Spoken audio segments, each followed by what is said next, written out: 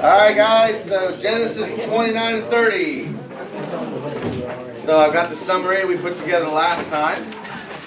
And I'm just going to read through it here. We'll put it in our bucket. We're starting to accumulate a lot of summaries in our bucket. There's a lot of stuff that happens in this section of Genesis.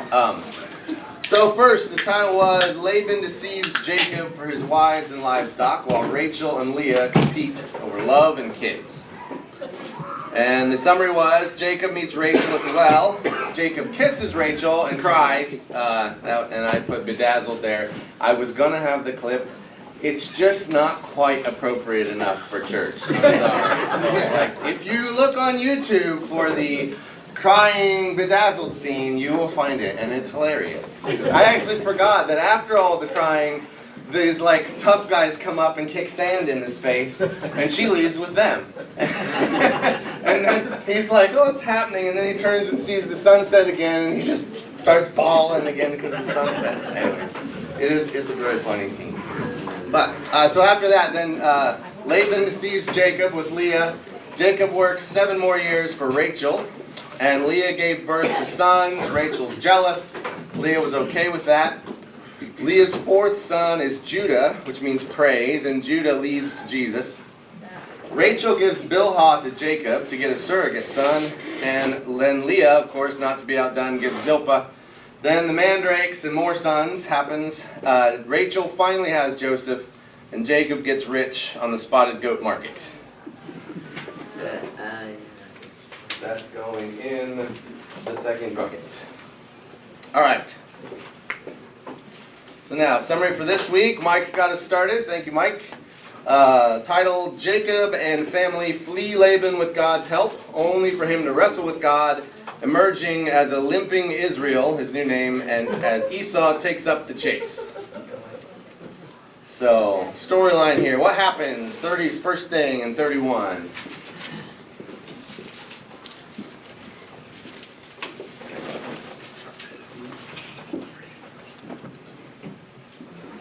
Jacob flees from Laban. Jacob flees from Laban. I'll put in secret too. What happens next?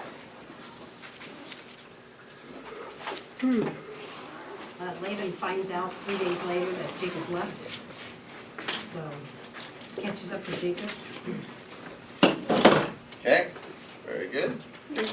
Rachel stole the household gods. Rachel stole the household gods, that's right. Rachel stole gods. Okay. Then Laban catches up, and what happens? Searches for the gods. Laban searches for the gods. Rachel lies about it. Doesn't find him. Rachel Before that, God came to Laban. Ooh, good call, yeah. God told Laban not to say anything good or bad to Jacob. Very good. Rachel lies about the God, and Laban doesn't find them. I'd say after that, Jacob gets a backbone.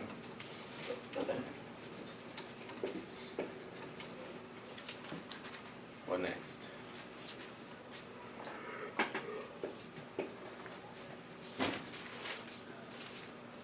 What do you think?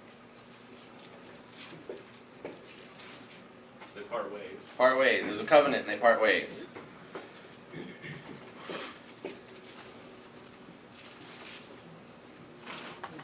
Very good. All right, then what happens after Laban's gone? The wrestling scene. Yep. Jacob wrestles with God in fear of his brother Esau. Very good. Jacob sent gifts to Esau as well. Very good. That's here. It's here.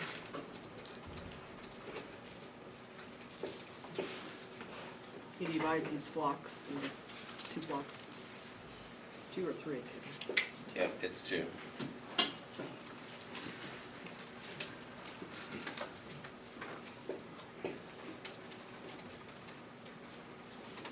Okay.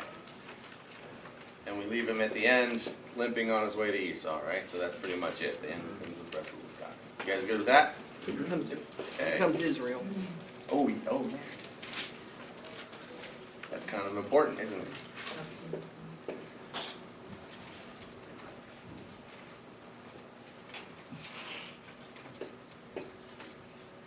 Okay. Good with that now? Okay. We're going to start Google Earth. I don't know about you guys, but having this map up has really helped me understand this story. And instead of just random things that come through, it's sort of like locations, directions, where we're moving. So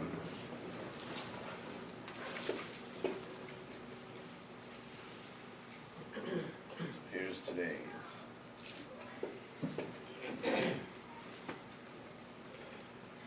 So where we left off last time was he was down here on the hill of Peniel, and he's about to meet Esau headed back this way because Esau has chased him. Alright, so let's open up to our next chapter, which is chapter 33. Chapter 33 of Genesis, starting at the beginning of it.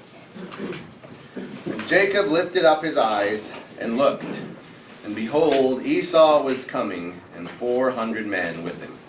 So he divided the children among Leah and Rachel and the 2 female servants, and he put the servants with their children in front, then Leah with her children, and Rachel and Joseph last of all.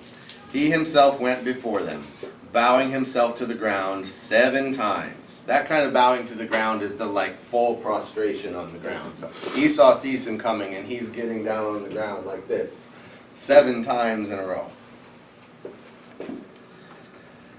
But Esau ran to meet him, and embraced him, and fell on his neck, and kissed him, and they wept. And when Esau lifted up his eyes and saw the women and the children, he said, "Who are these with you?" And Jacob said, "The children whom God has graciously given your servant." I've turned my page.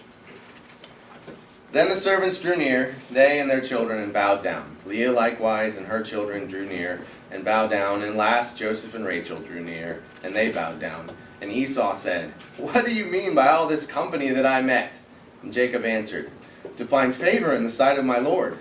But Esau said, "I have enough, my brother. Keep what you have for yourself." Jacob said, No, please, if I have found favor in your sight, then accept my present from my hand. For I have seen your face, which is like seeing the face of God, and you have accepted me.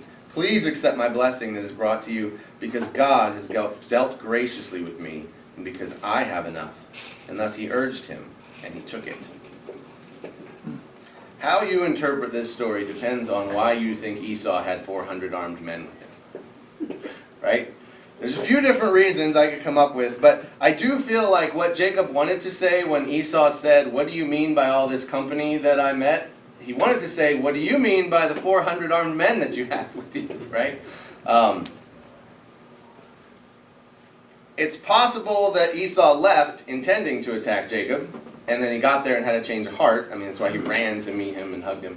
It's also possible he's an older brother. Jacob's been pretty mean to him his whole life, and he's like, "This is my chance to play the biggest practical joke on Jacob that I can imagine." Right? I know he's going to be terrified. And it's also possible that area was just so dangerous that you didn't travel alone in that area. Like, it may have been his own protection coming up from there, because he was a big king in Seir. So anybody that sees the opportunity to kill Esau along the way gets all of Esau's stuff. So all of those are possible. It's not really clear from the story which one it is, whether he had ill intent or he was just a good guy the whole time. But I don't know why it struck me this week. Do you ever imagine what the life of the just minor characters in these stories are like? Imagine being one of the men in Esau's army of 400, right? They've been walking for days. Every day at night, you set up camp, you do all the stuff. You know, in the morning, you break camp, you're eating road rations the whole way there. We're headed there to meet his brother. You're probably not entirely sure why we're headed there. It's just the boss said we got to go today. We've been on the road for weeks. We get there, he runs up and hugs him, and then we all go home. Now, how did the army guys get paid back then? How did the military get paid? They got paid by the spoils of war when they attacked. So they kind of got cheated out of thinking they're going to get all of Jacob's stuff when we attack. So I can't imagine they were very happy. But, you know, these guys, this was their life, and they just get this little minor mention. Oh, yeah, they just came with Esau. No big deal. But there are a lot of other people in the story. It is a very interesting turn of events here, though, that when Jacob left, he stole Esau's blessing when he was the deceiver. And now that he's Israel, he gave Esau the blessing back. He gave of the blessing that God had given to him. It was the exact opposite thing that caused him to fall away in the first place. What in the world is that face of God thing about? I always thought that was weird. Doesn't that sound blasphemous? Like I can't say too much about it, because if anybody knew what the face of God was, it was Jacob, who had just left Peniel and wrestled God all night. So he knows what the face of God looks like. I don't know if Esau just looked like him or not. I do think there's a metaphorical explanation for this. Like, the night before, the only hope he had came from God. He was sure he was going to die, and God gave him, he felt like God was going to save him, right? When he's leaving Peniel, he's putting his trust in God, and it's only because of God's favor he thinks that I'm not going to die. He meets Esau, and Esau's in the position of God. I could kill you right now. And he doesn't. Instead, he hugs him, and kisses him, and is nice to him. And so it may be that the seeing of the face of God is sort of like, you held my life in your hands, I deserved your wrath, and you forgave me anyways. So I could definitely see that being what he meant. It could also just be he was still scared and he was trying to give him all the compliments he could think of. So, but in the end, the brothers reconcile, and Esau is nothing but nice, which is nice. He's just not a bad guy, at least in this story. I don't know what he's doing outside this story, but he's just not a bad guy. And you kind of feel for him, too. Like, if you hadn't seen your brother for 20 years, no matter how angry you were at him before, you feel nostalgic, right? It's like, we grew up together. As much as we used to fight, I still loved him, man, and now I finally get to see him again, so. And just imagine, you were talking about using your imagination with the different characters. Because I think even with him, you'd be like, yeah, he didn't even get with Esau. He didn't even get all he did because of his dad. He had to get this on his own. And just even all that part of the respect that would have gone along with, you know, he was tricked and had to start over, and yet look what all he has. And so I mean, even that would have been, he could have been even more respected in some ways by the people that were still around there. And That's a good point. He's a self-made man at this point. You know, at that point, he doesn't have anything to prove to anybody. So the pressure's off, and now he can just love his brother Jacob. So, good point. All right, verse 12. Then Esau said, "Let us journey on our way, and I will go ahead of you." But Jacob said to him, "My Lord knows that the children are frail, and the nursing flocks and herds are a care to me. If they are driven hard for one day, all the flocks will die.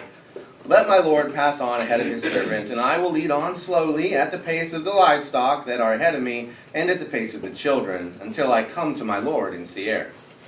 So Esau said, "Let me leave with you some of the people who are with me." But he said, "Oh, what need is there? Let me find favor in the sight of my Lord." So Esau returned that day on his way to Seir. But Jacob journeyed to Succoth, and made himself a house, and made booths for his livestock, and therefore the name of the place is called, actually I think it's Succoth.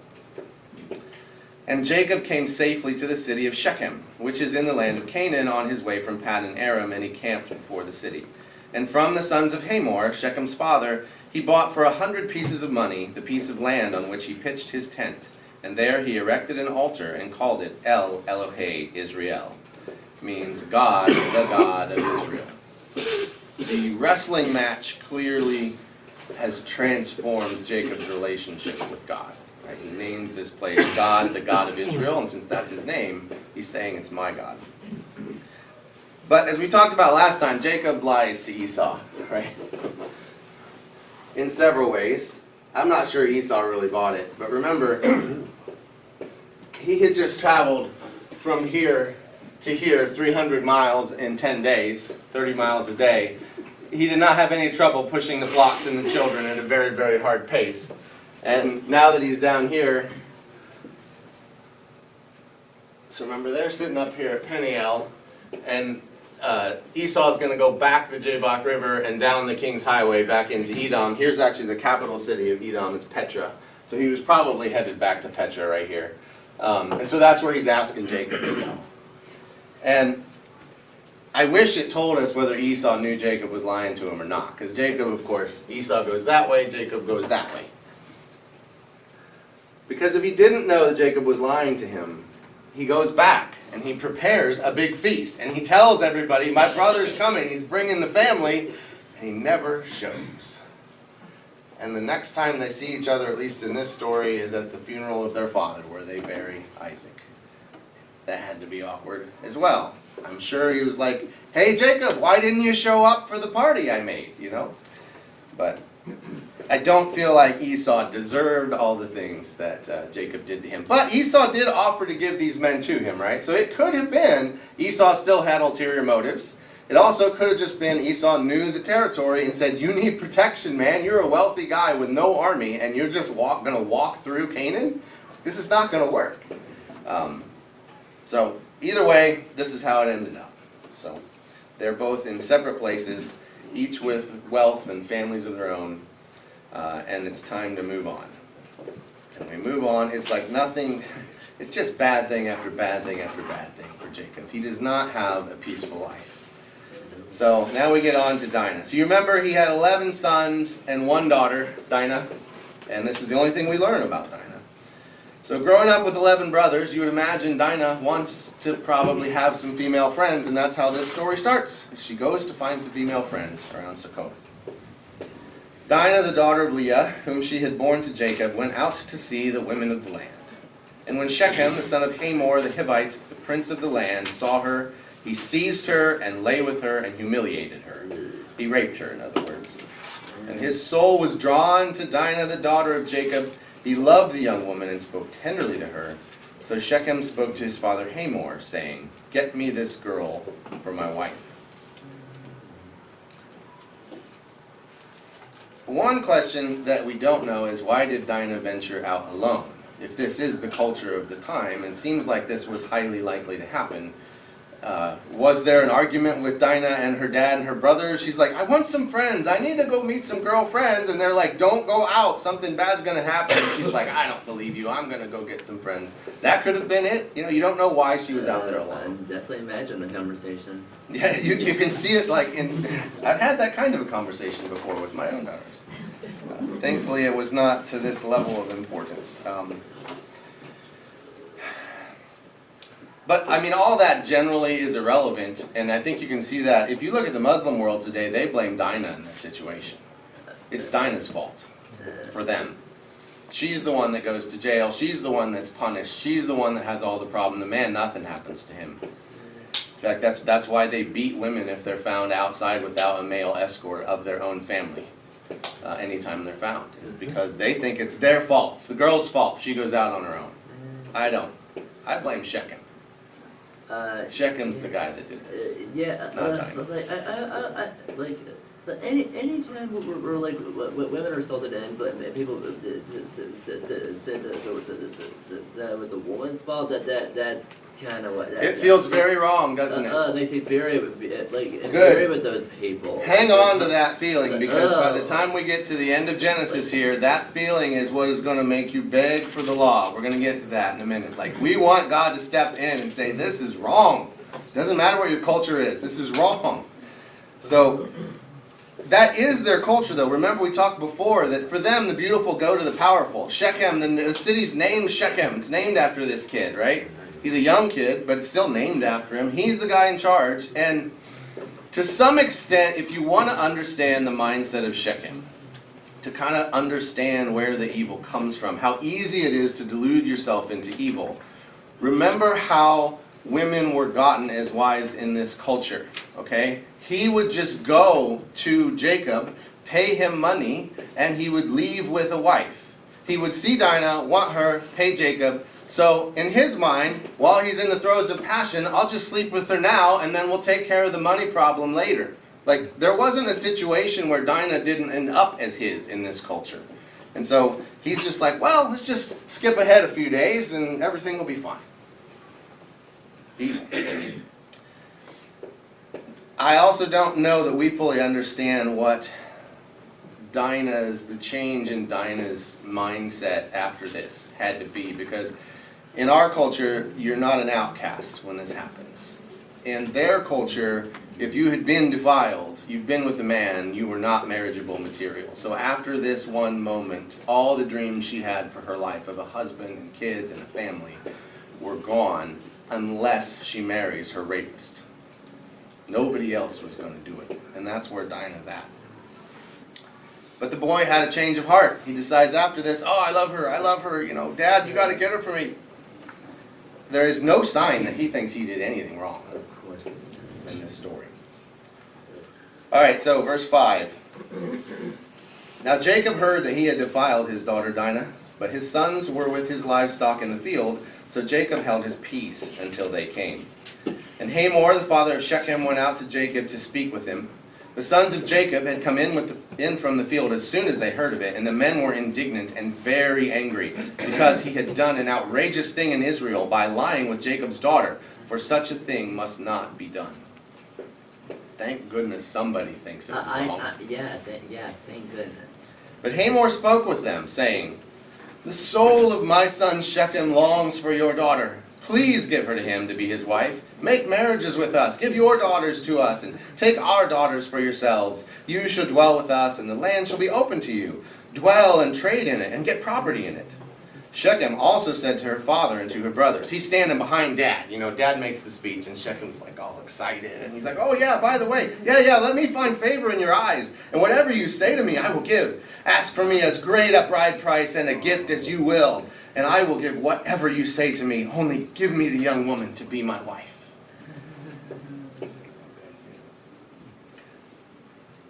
Hamor seems to see this as a standard transaction, right? Nobody mentions the rape. We don't know if it's like the elephant in the room, everybody knows everybody else knows about it, or if Simeon and Levi's plan here depends on them thinking they don't know about the rape. We don't know where Dinah is. The only thing we learn is Simeon and Levi have to go rescue her from Shechem's house. So she may very well be a captive in Shechem's house right now, and Hamor's not leaving without a wedding. So we don't really know what all of the different pieces are to this puzzle that's playing at this time. All I'll say here is that if it was my dad, there would be no conversation. Yeah, I agree. But Jacob's silent. He doesn't say anything. Let's just say that guy's head would be hung in our backyard. Well, we will get to that. We will get to that, and it does happen. As a warning. Yeah. Should I ask your dad? Is this what would happen? He probably would. I think he would agree with you. I agree. Same thing for me.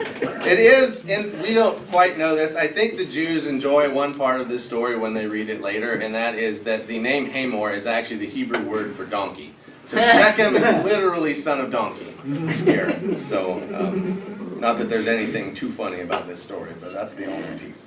All right, so verse 13, the sons of Jacob answered Shechem and his father Hamor deceitfully, because he had defiled their sister Dinah. They said to them, we cannot do this thing to give our sister to one who's uncircumcised, for that would be a disgrace to us. Only on this condition will we agree with you, that you will become as we are by every male among you being circumcised. Then we will give our daughters to you, and we will take your daughters to ourselves, and we will dwell with you and become one people. But if you will not listen to us and be circumcised, we will take our daughter and we will be gone. Their words pleased Hamor and Hamor's son Shechem. I would not describe circumcision as pleasing, but that's what they like. They're like, yes! And the young man did not delay to do the thing, because he delighted in Jacob's daughter. Now he was the most honored of all his father's house. So Hamor and his son Shechem came to the gate of their city and spoke to the men of their city, saying, these men are at peace with us. Let us dwell in the land and trade in it, for behold, the land is large enough for them. Let us take their daughters as wives, and let us give them our daughters. Only on this condition will the men agree to dwell with us, to become one people. And he stops, he takes a deep breath. He's like, all right, here goes. When every male among us is circumcised as they are circumcised. And I imagine there's this collective, Shechem, come on. Like, did they know that he had done this to Dinah, or is he just showing up like, we're all gonna get rich, guys, we just have to undergo some surgery, and then their money's ours? I don't know. Will not their livestock, their property, and all their beasts be ours? Only let us agree with them, and they will dwell with us. And all who went out of the gate of his city listened to Hamor and his son Shechem. And every male was circumcised, all who went out of the gate of his city. On the third day, when they were sore, 2 of the sons of Jacob, Simeon and Levi, Dinah's brothers, took their swords and came against the city, while it felt secure, and killed all the males. They killed Hamor and his son Shechem with the sword, and took Dinah out of Shechem's house and went away. The sons of Jacob came upon the slain and plundered the city, because they had defiled their sister. They took their flocks and their herds, their donkeys, and whatever was in the city and in the field. All their wealth, all their little ones and their wives, all that was in the houses, they captured and plundered. And then Jacob said to Simeon and Levi, you have brought trouble on me by making me stink to the inhabitants of the land, the Canaanites and the Perizzites. My numbers are few, and if they gather themselves against me and attack me, I shall be destroyed, both I and my household, me and you both. But they said, should he treat our sister like a prostitute? So at the start of this, Simeon and Levi called Dinah our daughter, even though that's their sister. They seemed to be negotiating this transaction like Laban did back when Jacob went to get a wife, or back when Isaac went to get Rebekah, right? Laban was the one that went out, and Bethuel, the dad, was in the background. So it seems like Jacob was sitting there holding silent till the sons came in from the field. They had a little war council, and apparently they had decided Simeon and Levi are going to go out and negotiate this plan with them. Nobody in this whole story mentions the rape. I just can't get over that. It's like the central thing that sets this whole thing up, and then not till you get to the end does anybody talk about that. It's probably not a comfortable thing to bring up. Well, I'm sure. Well, since this was their deception, that's probably why they didn't bring it up. But I do have an important question. Did Dinah know the plan?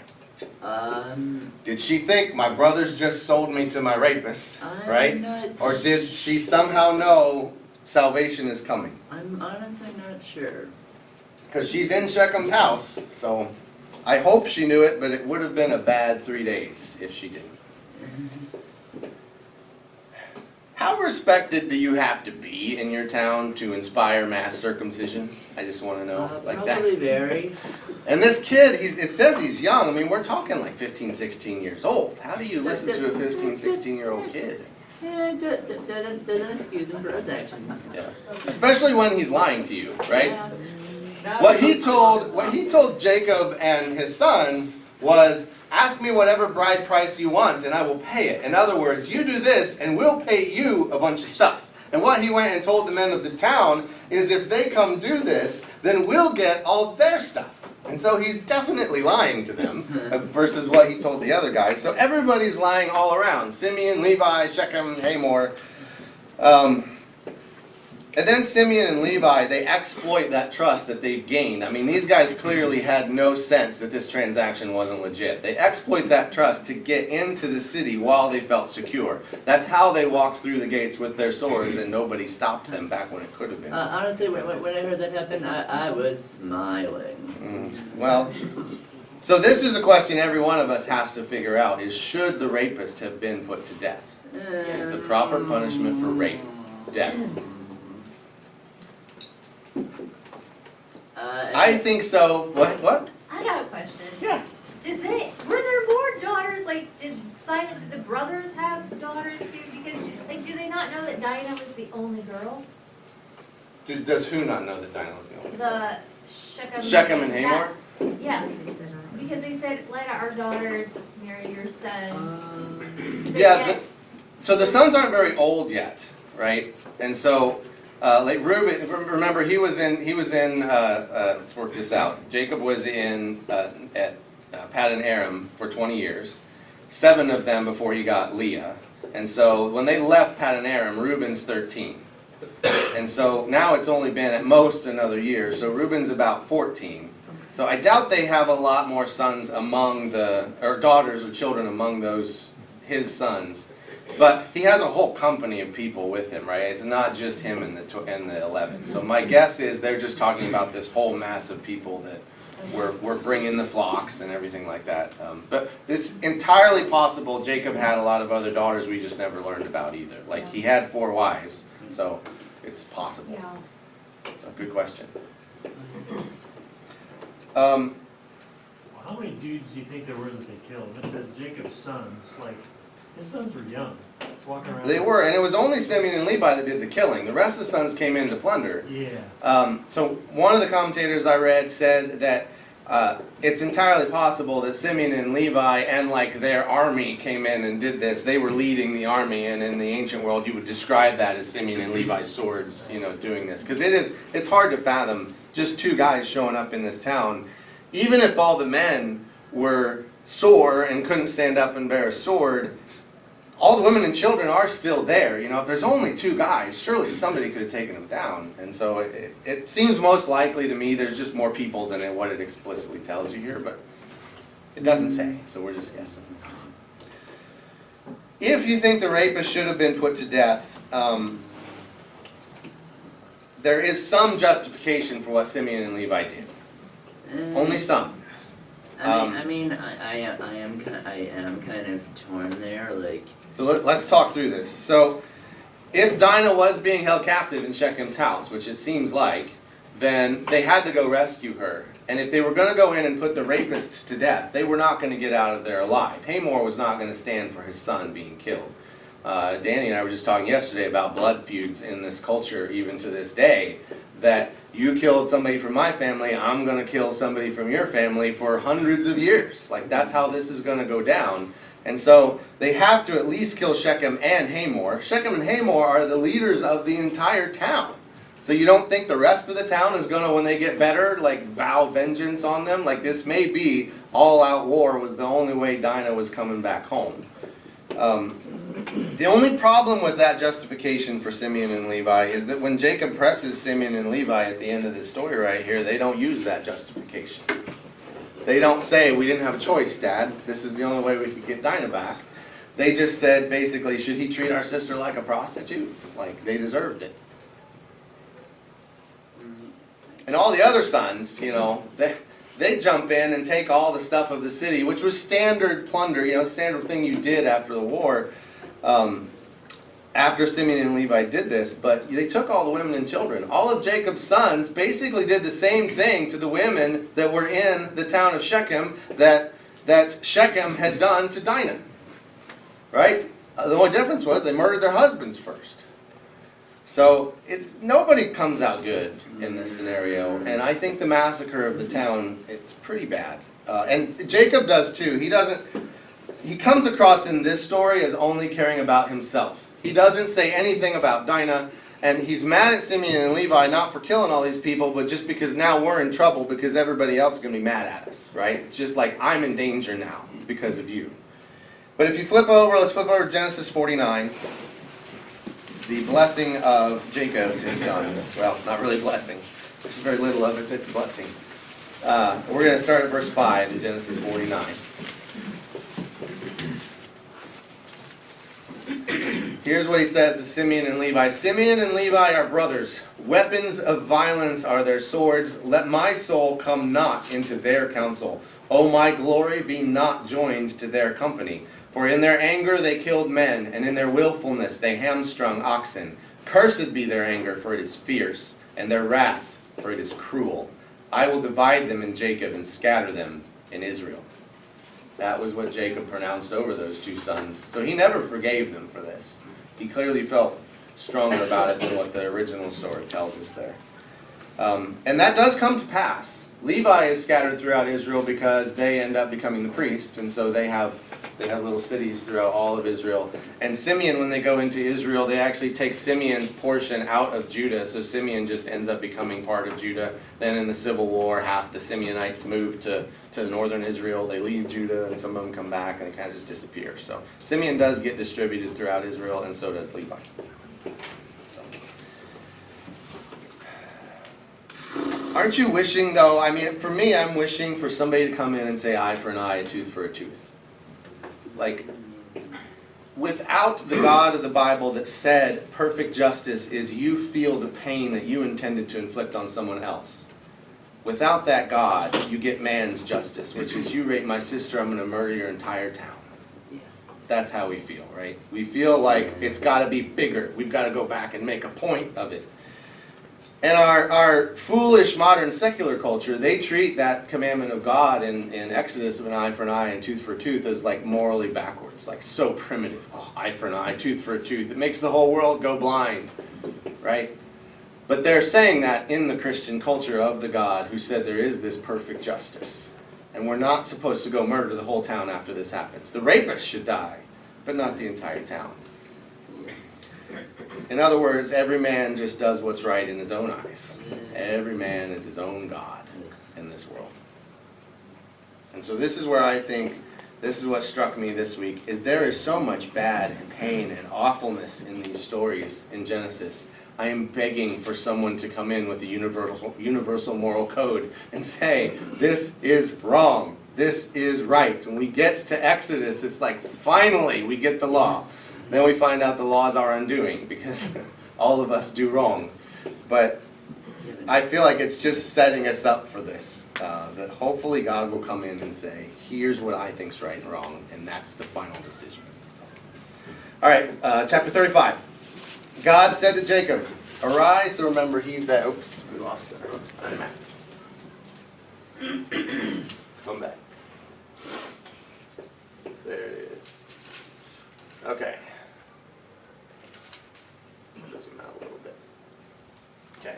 So he settled at Succoth on this side of the Jordan. Remember, the Jordan River is coming down through here, and so Succoth was where he got to after Peniel to settle over here, and then he makes his way over to Shechem, and this is where all of this badness has just happened. And now God tells him to go down to Bethel.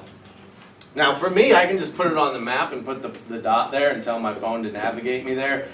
Jacob has to go find a rock that he set up out in the middle of nowhere when he was here 20 years ago.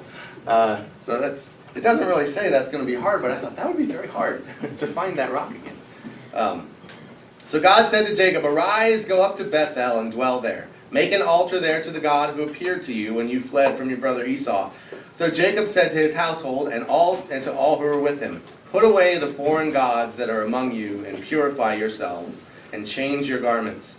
Then let us arise and go up to Bethel so that I may make there an altar to God who answers me in the day of my distress and has been with me wherever I have gone. So they gave Jacob all the foreign gods they had and the rings that were in their ears, and Jacob hid them under the terebinth tree that was near Shechem. So here, you wonder, why weren't the foreign gods gone before? Right? Rebecca was still hiding. Yeah, Rachel. Well, that's one of the things I wrote down. Did he discover Rachel's theft at this point? I wish it would tell us that he did, like it would close that story off, but you don't know what she did with him. But we finally have Jacob committed to God. It's not just I'll let you be my God and I'll give you 10%, as he said before. It's like he is the only God. He's the one I'm following to the exclusion of everybody else, and everybody in my household, they're going away. This is actually the only place that God commands any of the patriarchs to build an altar. All the other altars they built, they did of their own accord. And this one, God actually asks them. He says, go back to Bethel and build an altar. So verse 5, as they journeyed, a terror from God fell upon the cities that were around them, so that they did not pursue the sons of Jacob. I don't know if that terror had anything to do with them just wiping out the entire town of Shechem, or it's entirely God's doing, but I think that does tell us that perhaps Esau was trying to give them some armed support to get through this area, because if that terror hadn't been there, they never would have made it. And Jacob came to Luz, that is Bethel, which is in the land of Canaan, he and all the people who were with him. And there he built an altar and called the place El Bethel, meaning God, the house of God, because there God had revealed himself to him when he fled from his brother. And Deborah, Rebekah's nurse, died, and she was buried under an oak below Bethel. So he called its name Allon Bakuth, which means oak of weeping. God appeared to Jacob again when he came from Paddan Aram and blessed him. And God said to him, your name is Jacob. No longer shall your name be called Jacob, but Israel shall be your name. So he called his name Israel. And God said to him, I am God Almighty. Be fruitful and multiply. A nation and a company of nations shall come from you, and kings shall come from your own body. The land that I gave to Abraham and Isaac I will give to you, and I will give the land to your offspring after you. And then God went up from him in the place where he had spoken with him. And Jacob set up a pillar in the place where he had spoken with him, a pillar of stone. He poured out a drink offering on it, and poured oil on it. And so Jacob called the name of the place where God had spoken with him, Bethel. So, verse 8 there seems completely out of place, right? We're in the middle of this story of traveling to Bethel, setting up the altar, God talks to him, and then there's just this little inset that Deborah, Rebecca's nurse, died. I don't know if you guys remember when Rebecca came. They said her nurse came with her, but we didn't learn her name. That's the only reason we know her name right there. She's one of the very few women who die in the Bible that we learn of her death. An oak of weeping would mean she was pretty... Remember, Jacob dwelled in tents, and Deborah was Rebecca's nurse, so she would have been in the tent all the time. So you get the sense he was very close with Deborah. And when Jacob went back to Paddan Aram, which is where Deborah was from, she must have either followed him or gone with him on his flight. And so she'd been living back at home for the last 20 years. And then on the way back, she ends up dying and is buried under that tree. So I was trying to figure out why God told him his name was Israel again. Like, we did this once already. Remember I said before, whenever you feel like something's being repetitive, there may be a reason. Like, why is God coming back to Jacob and telling him all the same stuff again? And then it hit me. We have an inclusio. We have something that was the same at the beginning and nearly the same at the end. And if we back up to Genesis 28, to the last time that Jacob was at Bethel. 28, verse 13. Jacob is fleeing his brother Esau. This is the first night since he left home, 20 years ago. And God appears to him at this exact same spot. And it says in verse 13, Behold, the Lord stood above it, that was that ladder that went to heaven, and said, I am the Lord, the God of Abraham your father, and the God of Isaac. The land on which you lie I will give to you and your offspring. Your offspring shall be like the dust of the earth, and you shall spread abroad to the west, and to the east, and to the north, and to the south. And in you and your offspring shall all the families of the earth be blessed. Behold, I am with you, and will keep you wherever you go, and will bring you back to this land. For I will not leave you until I have done what I have promised you. It sounds very similar to what he just told him at the exact same spot 20 years later when he brought him back to the land and had completed what he had promised him, right? So to me it looks like this is a nice bookend on the two ends of this story. Jacob's essentially fleeing and coming back. The only difference is in this time he says your name's Israel, and the last time it wasn't. He wasn't struggling with God yet at that point. That's where he met God. And that's where he told God, you can get 10%, like, yeah, you can be my God. I'll give you 10%. Now, it's like, you're a changed man coming back after this event. All right, so now, verse 15. Is it 15 or 16? No, 16. Sorry, it's 16. Then they journeyed from Bethel. When they were still some distance from Ephrath, that's Bethlehem, Rachel went into labor, and she had hard labor. And when her labor was at its hardest, the midwife said to her, Do not fear, for you have another son. And as her soul was departing, for she was dying, she called his name Ben-Oni, which means, son of my sorrow. But his father called him Benjamin, which means son of my right hand. Now, fun Bible trivia. All of the left-handed people mentioned in the Bible as being left-handed are from the tribe of Benjamin. From the man named son of my right hand. I don't know what that means, but that's that is what it is. So Rachel died, and she was buried on the way to Ephrath, that is Bethlehem, and Jacob set up a pillar over her tomb. It is the pillar of Rachel's tomb, which is there to this day. Israel journeyed and pitched his tent beyond the tower of Eder. When Israel lived in that land, Reuben went and lay with Bilhah, his father's concubine, and Israel heard of it. Now the sons of Jacob were 12. The sons of Leah, Reuben, Jacob's firstborn, Simeon, Levi, Judah, Issachar, and Zebulun. The sons of Rachel, Joseph and Benjamin. The sons of Bilhah, Rachel's servant, Dan and Naphtali. The sons of Zilpah, Leah's servant, Gad and Asher. These were the sons of Jacob who were born to him in Paddan Aram. And Jacob came to his father Isaac at Mamre, or Kiriath Arba, that is Hebron, where Abraham and Isaac had sojourned. Now the days of Isaac were 180 years, and Isaac breathed his last, and he died and was gathered to his people, old and full of days, and his sons Esau and Jacob buried him.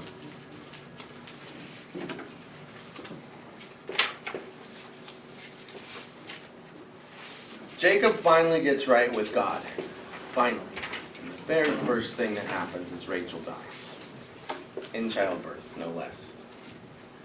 And now she's just buried beside a random road between Bethel and Bethlehem. I think Jacob buried Rachel, but Israel moved on. Like Israel's the one who had to pick up camp and leave. It's all the guy ever wanted was Rachel. And now she's dead. There had to be a lot of sleepless nights where Jacob is saying, why? Why, God? Why? Have you ever been there? Like, I've been there. I think there's an important lesson here that we are not to tie our trust in God to good fortune in our life. You don't get saved and look to God to make everything correct for you, that nothing bad is ever going to happen to you ever again. Because if that's what your faith in God means, you've made him a celestial butler. You only believe in him because of what he can do for you, right? Because of the good things he's going to bring you, and if he doesn't, then it's his fault. It's like he owes you. But also don't assume God will never bless you. He does bless Jacob a lot, right? Like it's easy to say don't ask God for anything, right? I don't expect anything out of him. But that's not trusting God either. We need to trust what God promised us in his word, and we need to trust the love that he showed for us when his son died on the cross. That's how we know that he really does love us, and he wants good for us. So when the bad happens, as it inevitably will, there's a reason. There's a purpose. It's because God's plan needed something here, right? Like he would have done good for you if the plan could have worked out that way. He wants to maximize your good, but you don't put your trust in him only ever doing you good, because you will fall away when it gets hard. And God does not deserve that. He wants you to complain to him about your pain. He wants you to ask for the blessings, because that's a relationship. That's where you're keeping him first in your life. Everything you're feeling, you tell him. Everything you're wanting, you tell him. And he will make the right decision. You can trust that. If the thing you're asking for you don't get, maybe it wasn't good for you. Like my kids asking for donuts a lot, or ice cream. I know not all of these. Rachel dying is not getting my ice cream, but we still need to talk to him constantly. We need to pray like Shadrach, Meshach, and Abednego did when King Nebuchadnezzar is about to throw them into the furnace, and he says, you need to bow down to me or I'm going to throw you in that furnace and burn you alive. And Shadrach, Meshach, and Abednego said back to Nebuchadnezzar, they said, our God is capable of saving us from that furnace, but even if he doesn't, we're not going to bow to you. Or as Jesus did in the Garden of Gethsemane, when he said, God, please take this cup from me. Nevertheless, your will but mine. You're going to constantly have that struggle with God in your life of wanting things that aren't coming, some do, and you've got to stay in it with him. By the way, we actually do have Rachel's tomb. So we were headed south, right? Rachel's tomb, right here, almost to Bethlehem. It's in this little building right here, and we can actually walk inside. If I remember right, that was the spot. I had to walk around this building all over the place to find the thing. So there's that sarcophagi that commemorates Rachel's tomb. This is the spot on the road between Bethel and Bethlehem where Rachel was buried. And so there's still this building here that you can go visit that if you want to. It's a very important spot in Judaism, obviously, but you see all the yarmulkes and the men studying Torah around the room. I gotta say, I am liking this map app. Isn't that cool? Yeah, that was cool. Yeah, so go see Rachel's tomb. Reuben's thing, though, it's just this little thing. Why did Reuben betray his dad? At the end in Genesis 49, this is why Reuben does not get control of the family. It's because of this event. He sleeps with Bilhah. You don't know if Bilhah was complicit or if he just took her. But I was stumped by this. Like, is Reuben just a bad guy in general? Till a commentator explained it to me, I think this is 99% likely to be it. Rachel died, and Rachel's maid was going to become the new queen because Jacob favored Rachel. And Reuben has always loved his mom. Remember the mandrakes incident? He wanted his mom Leah to be queen. So he sleeps with Bilhah to defile her so that she can't be the queen. And Leah finally becomes queen. So that made sense to me. Like, as it didn't make it right, but it made sense. And Jacob never forgives him for it. But at the end, I think we do have this nice Esau shows up for the funeral, right? The two brothers bury their dad together. And it's kind of closing the chapter on this. Now, next week, we are going to do 36, 37, and 38. And we're going to start out, we're not going to read all the names in 36, although you can if you want to. But we are going to take a little bit of a telescope view next week. We're going to back up and see what a few of the names in this 36, Esau's descendants, how that plays out in history.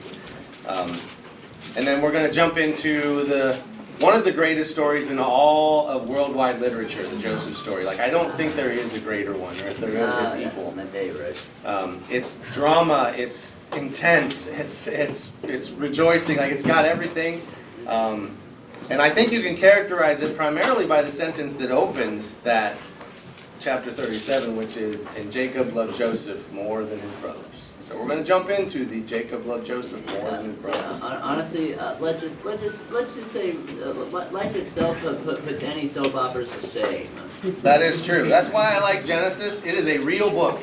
It did not pull any punches in how humanity is, right? That's why I trust it. All right, thanks guys.